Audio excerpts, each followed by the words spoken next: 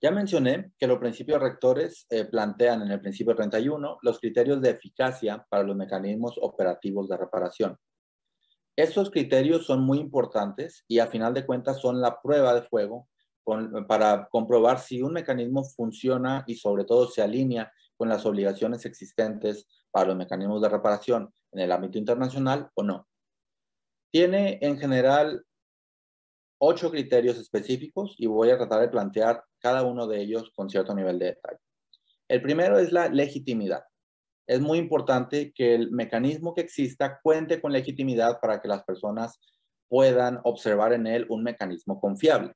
Y eso es un tema muy importante que hay que trabajar y se trabaja desde la comunicación, la apertura y la claridad, sobre todo, sobre los tiempos y formas de los procesos.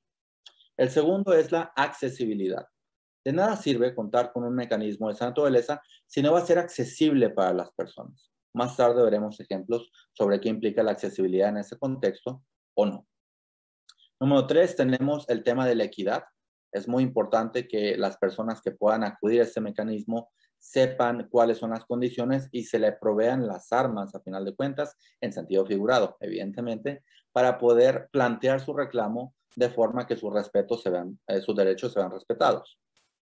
En cuarto lugar, encontramos la transparencia. Y la transparencia implica que una persona que va a acceder o a utilizar este tipo de mecanismos conozca con claridad las fases del proceso, los potenciales resultados del proceso y sobre todo los tiempos o plazos que van a utilizarse para poder resolver la queja que se plantee.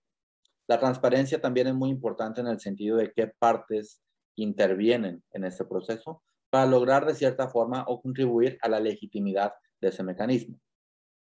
Además de esto, debe ser compatible con los derechos. Ya mencionaba previamente la importancia de que un mecanismo de esta naturaleza no prevenga que una persona pueda usar sus propios derechos para acceder por vía judicial o extrajudicial a otro tipo de mecanismos. Debe ser, además, una fuente de aprendizaje continuo para la empresa en particular.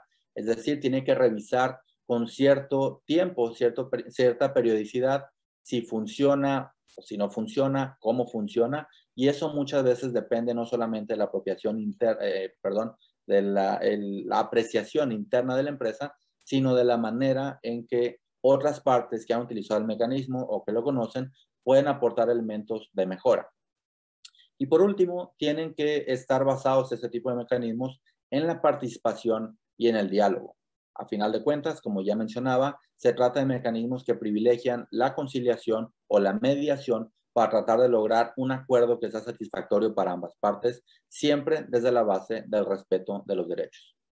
Estos 8 criterios es muy importante tenerlos en cuenta al momento de desarrollar este tipo de mecanismos porque pueden ser, y en muchos casos han probado ser, altamente efectivos para prevenir la judicialización, la mala comunicación que puede existir al respecto y sobre todo una afectación también a los intereses de la empresa.